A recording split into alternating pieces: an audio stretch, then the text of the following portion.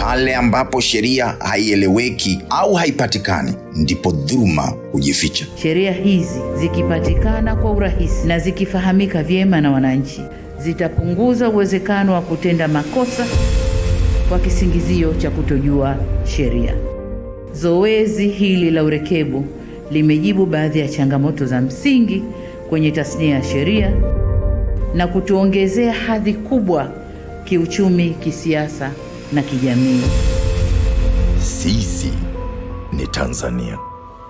Uzinduzi wa toleo la urekebishwaji wa sheria kwa mwaka 2023, hili ni tukio muhimu mno linalohusu kuchapishwa na kutangazwa kwa toleo jipya la mkusanyiko wa sheria zote zilizorekebishwa hadi kufikia mwaka huu wa 2023.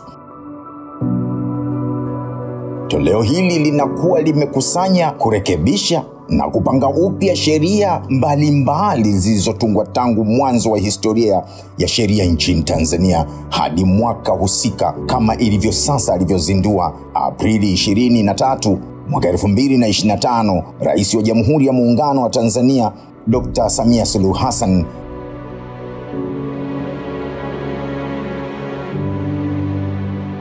Hiyo ni kwa lengo la kurahisisha upatikanaji na uelewa wa sheria kwa wadau wote wa sheria, wakiwemo wananchi, mawakili, majaji, wanafunzi na wadau wengine wote wa haki.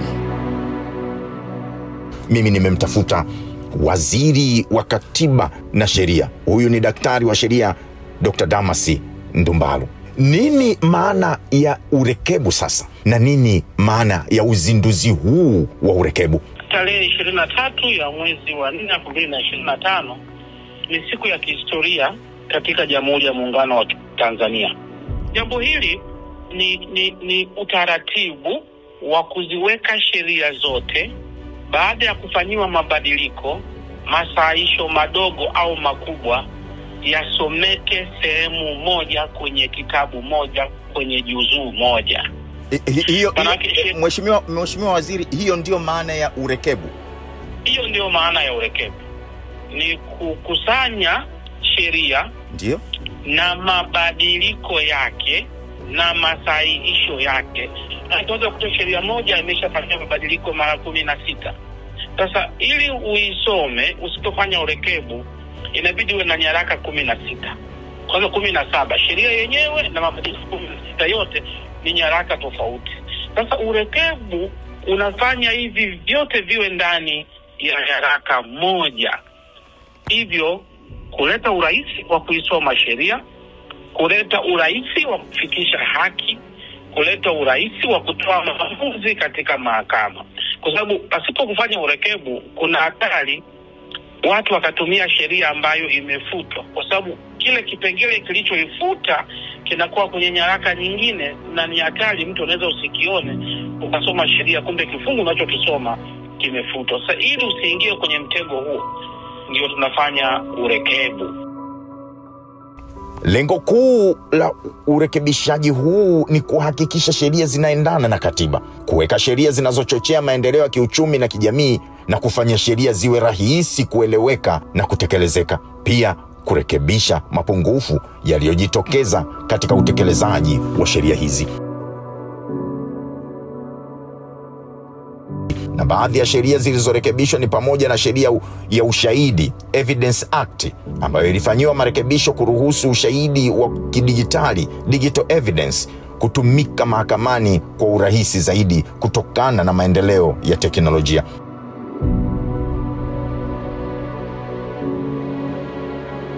Sheria nyingine ni sheria ya makosa ya mtandao, Cyber Crimes Act, vifungu vilivyoongezwa au kufanyiwa marekebisho ili kuimarisha udhibiti wa makosa yanayohusiana na mitandao kama vile udukuzi, ueneaji wa taarifa za uongo na kadhalika.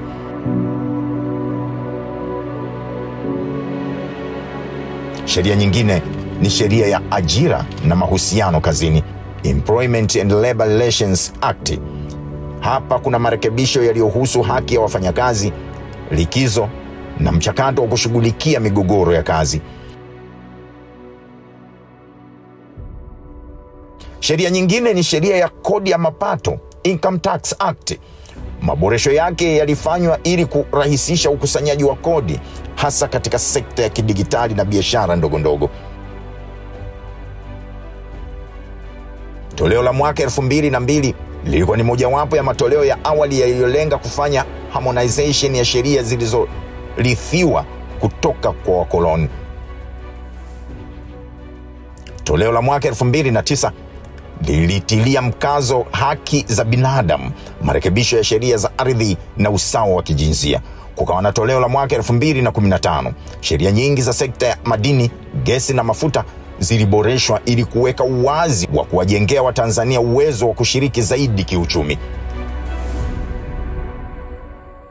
Lakini toleo la mwaka 2019 likaainisha kufanyia kazi sheria zilizohusiana na mazingira ya biashara kupitia program Blueprint for Regulatory Reform. Toleo la mwaka 2023 limezingatia zaidi digital economy, haki za raia, ulinzi wa taarifa binafsi na maendeleo ya teknolojia. Tunalolifanya leo kuzindua urekebu wa sheria zilizojumuisha mabadiliko yote yaliyofanyika katika sheria kuanzia mwaka 2003 hadi Disemba 2023 linakwenda kurahisisha upatikanaji wa haki kwa wananchi, na kwamba sheria zote kuu 446 zimehusishwa kwenye mabadiliko haya. Kwa hiyo tuna sheria mpya zilizoandikwa upya, na sasa hakuna haja ya wale wanasheria kuambizana, hebu rifa sheria mwaka fulani, hebu rifa sheria kifungu fulani cha mwaka fulani, hebu sheria fulani ilisema hii, iliondoa kifungu hiki. Sasa zote zimeandikwa upya na zinapatikana pahali pamoja, na kufanya kazi imerahisishwa. Lakini mbali ya hilo, zimepangwa vizuri pia. Umuhimu kwa wananchi katika mabadiliko haya ni uelewa wa sheria zilizowahusu, kuongeza ushiriki wa wananchi katika mchakato wa kutunga sheria, kuwasaidia wanasheria, mahakama na watekelezaji wa sheria kupata rejea mpya. Jambo hili linafafanuliwa zaidi na Waziri Mwandamizi wa Katiba na Sheria, daktari wa sheria huyu Damas Ndumbaru. Sheria zetu zote 446 zinapatikana kwenye toleo la urekebu la mwaka 2023. Sasa urekebu huu unafanywa kwa mujibu wa sheria, sio tu ni matakwa ya mtu. Ni sheria ya urekebu wa sheria sura ya 4 ya sheria za Tanzania, ambapo sheria hiyo inatambua mamlaka 4 zinazohusika. Kwanza ni mwandishi mkuu wa sheria wa serikali anaitwa CPD, lakini la pili mwanasheria mkuu wa serikali, watatu waziri wa Katiba na Sheria, na mamlaka ya 4 ni rais. Kila mmoja hapo ana kazi yake ili kukamilisha zoezi hilo la urekebu. Watu hao wote wamekamilisha, na ndio maana leo Mheshimiwa Rais amefanya kazi yake ya mwisho kwa mujibu wa kifungu cha 17, ambayo ni kusaini, kuweka tarehe na kuweka tamko kwamba lini sheria hizi kwa mujibu wa urekebu zitaanza kutumika. Toleo hili litaanza kutumika rasmi tarehe 1 Julai mwaka huu. Weka wazi njia ya haki, usawa wa utawala wa sheria kwa vizazi vya sasa na vizazi vijavyo. Sijui unanielewa? Ninamnukuu Mwalimu Nyerere, baba wa taifa. Sheria ni kioo cha ustaarabu wa taifa.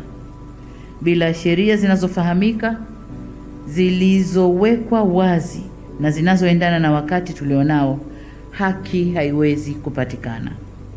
Urekebishwaji wa sheria si tu kazi ya maandishi tu, ni kazi ya kujenga taifa lenye misingi.